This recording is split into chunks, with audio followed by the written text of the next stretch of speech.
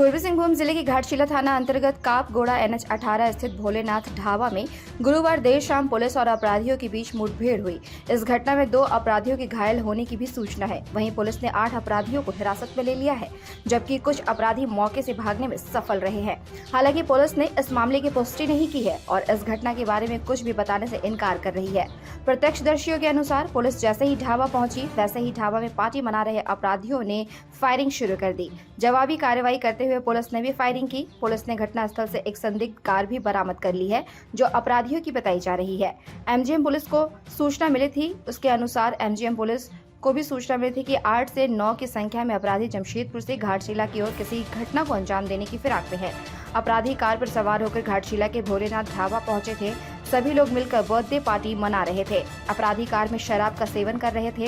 इस दौरान जिला पुलिस द्वारा गठित टीम ने होटल में दबिश दी। पुलिस को देखते ही सभी पार्टी छोड़कर इधर उधर भागने लगे। इस दौरान पुलिस ने 8 लोगों को पकड़ा, जबकि एक मौके से भागने में सफल रहा। प्रत्यक्षदर्शियों ने बताया कि पुलिस द्वारा इस दौरान 1 राउंड फायरिंग भी की गई है। इसके बाद पुलिस सभी को पकड़कर जमशेदपुर की ओर ले गई। इस दौरान गालूडी थाना प्रभारी सुख सागर सिंह, थाना प्रभारी सोनू कुमार, MGM थाना प्रभारी राजकुमार समेत थाना के थाना प्रभारी एवं दर्जनों पुलिस के जवान क्षेत्र भागने वाले अपराधी को खोजने में लगे रहे। पुलिस कर रही फायरिंग से इनकार।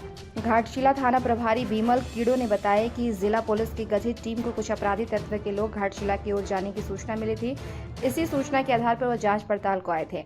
पुलिस ने कितने अपराधी या किसको पकड़ा है या होटल की सभी फायरिंग हुई है या नहीं, उन्हें इस मामले में कोई जानकारी नहीं है। अपनी गठित टीम के नेतृत्व कर रहे थाना प्रभारी ने इस घटना के संबंध में कुछ भी बताने से इनकार कर दिया है।